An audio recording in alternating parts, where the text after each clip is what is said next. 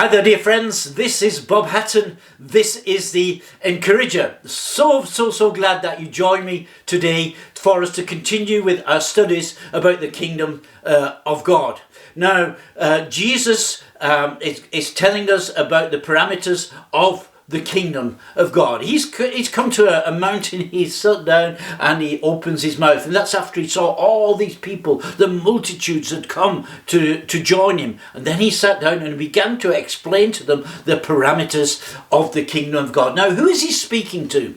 We've got to always read the Bible in context. And one thing that sometimes confuses us is that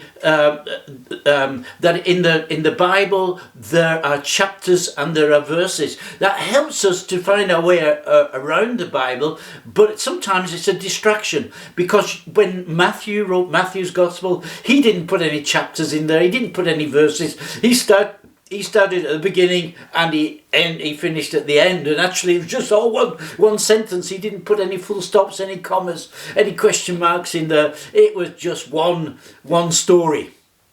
Now, between chapter 4 and chapter 5, there isn't a break or anything. It just continues. Now, at the end of chapter 4, we heard that Jesus had been going around all the villages and all the cities. He'd been preaching in the synagogues. He'd been teaching about the kingdom of God. He's been proclaiming the gospel. And he's also been healing those who were sick, those who were being tortured, those who had psychological problems, those who were in pain. And he'd been ministering to them and he'd been healing them. And this was one of the things that made this kingdom of God very attractive. But now he starts to give us the parameters. What is the kingdom of God? And he's speaking to these people who are hurting. These people who are suffering from the Roman oppression. And he begins to speak to them. And the first thing he says, the first sentence is, "Blessed are you who are poor in spirit, because yours is the kingdom of God." Now that's one of, he says blessed 9 times. Now what does blessed mean? Blessed, it doesn't mean that we are materially blessed, but it means that we are happy, that we are satisfied with what God has given us. In the book of Romans, Paul says that we are blessed because we've experienced forgiveness from God. In Galatians, he says the Galatians are blessed because they heard the gospel, they heard the good news about Jesus. Now this word was used also in Hebrew in the Old Testament. It was the way that the Jewish teachers used to talk. They would say, "You are blessed because you do this and that." And so we start, for instance, in Psalm 1, this very big songbook in the Old Testament. And Psalm 1 says, "Blessed is the man who does not sit together with the mockers." And there's many other places where we read about, "Blessed are you when you do this. Blessed are you when you do that." This was the way that the Jewish teachers would teach. But when after the end of the Old Testament and the influence came from the Greeks and from the Syrians and especially from the Romans, they still used the same method of teaching, but the content was different. The Romans came with a completely different worldview than what Jesus, actually what the Old Testament also propagates. They came with something completely different, with a different set of values, and they would be saying things like, "Blessed are you if you are superior to everybody else. Blessed are you if you have honor. Blessed are you if you are cleverer than other people," and so on and so forth. And this had infiltrated into the Jewish thought at the beginning of the New Testament. When Jesus began to speak, he began to speak something completely different. He said, "Blessed are the poor in spirit. Blessed are those who mourn. Blessed are the meek. Blessed are those who thirst and hunger for righteousness," and so on.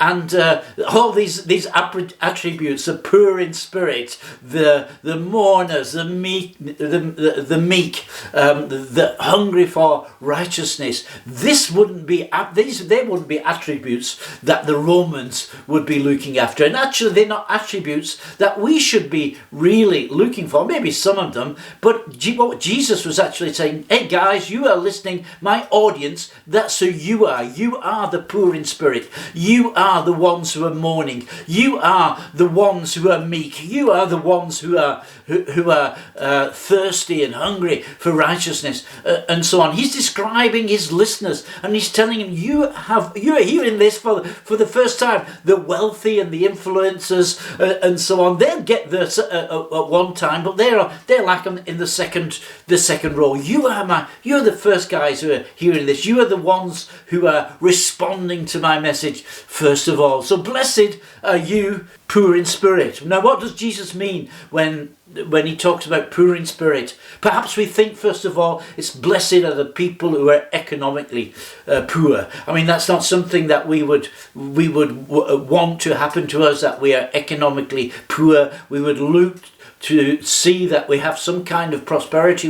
We try to work hard so that we have a little bit of prosperity, and even it's only so that we can help other people. But it says, blessed are you who are poor in spirit. So we think about these poor people who don't have enough money in their pockets. Or maybe it's poor in spirit, meaning spiritually poor, don't have a relationship with God. They're the people who don't go to church. They're the people who maybe have a lot of money, but they're dissatisfied with life. And of course, what Jesus is saying is it's both. He doesn't. Especially Western people, we try to put people into compartments, and we say this is the economic area of our life, this is the spiritual area of our life, but actually it's all one. And because we're economically poor, we start to despair, we lose hope, we lose maybe faith, we question whether there's a God, because we are doing so poorly.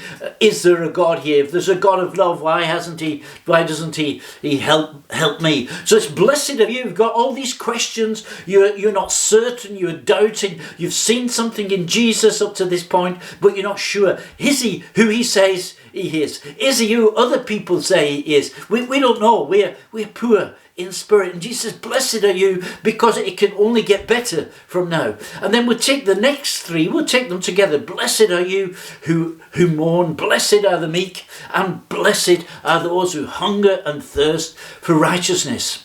Now, I don't know whether you've ever been hungry and you've ever been thirsty. I mean, I have been hungry and I've been thirsty. It's relative, though. I've never really been hungry. I've never really been thirsty. But sometimes you go without a meal. I've missed breakfast, and then for some reason you miss your lunch, and you're just longing for the evening meal. And your stomach starts to hurt, and if it goes for a few days because of the situation you're in, it's a terrible, terrible feeling. There are pains of hunger, and you cannot think of anything else. And Jesus says, if that's your condition, you are blessed. You're not thinking about natural food. You're not thinking about water or any other beverages. You are thinking about righteousness. Now, what is righteousness? Righteousness means that two individuals are in harmony together. They are reconciled together. And if you are so hungry and so thirsty that you cannot think of anything else because a relationship has broken down, then you are blessed. You have a good heart. You want to see reconciliation. Maybe first of all, this is at a very personal level. Maybe in your family. Perhaps it's rooted in the first beatitude. You are poor in spirit, and because you are poor in spirit, that brings tension in your marriage. That brings tension in your family, and you're longing for reconciliation to come. But you also see maybe it's not got anything to do with you, first of all, but there's a need of reconciliation between two brothers, between two sisters, between two friends. And you long that this situation is resolved. It can even go even worse than this, and we think of when two countries are not reconciled together, and they even start to fight, and wars where terrible things happen, and we have such a yearning that there'll be reconciliation between these nations, or because man is not reconciled with nature, and the people are physically hungry today. There's hungry, and I think it's about 30,000 children die every day as a result of hunger. There's things about people not having access to fresh, to clean drinking water, which is also causing thousands and thousands of diseases every single day. That's without the corona thing. Not to mention that we have other challenges, that people are so poor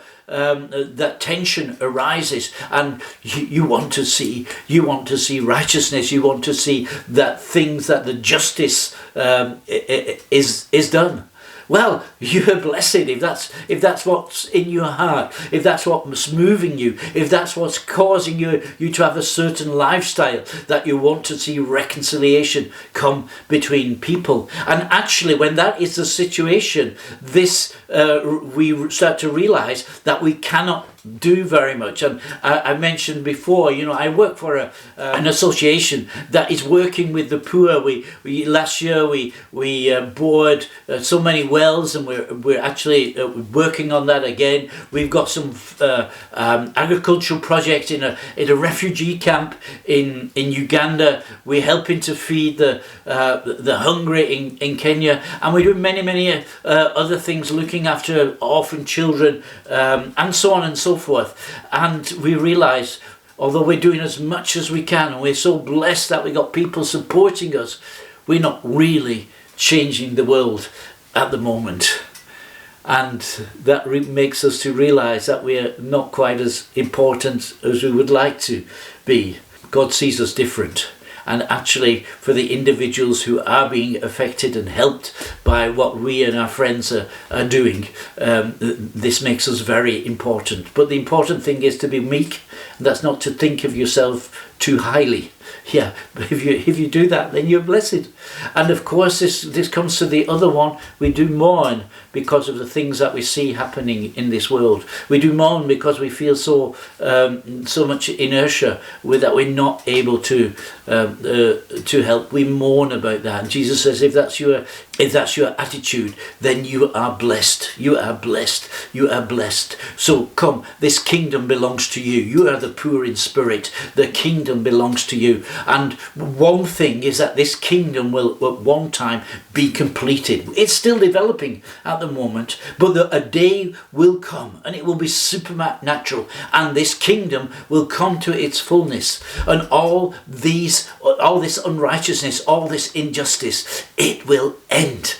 And that's something that we're looking forward to. There will be complete reconciliation between man and God, between man and man, between man and the creation, and that will be perfect. And we're looking forward to that day. So we're not yet finished with our beatitudes. We've still got a number to do, and I want you to remember it's all about the same thing, but they're just a little piece of the mosaic picture that we're seeing. And on Monday I'll try to continue to paint this picture for you. So I hope you have a very good day. Be blessed today and have a good weekend. See you on Monday. God bless you. You're Bob Hatton, your encourager.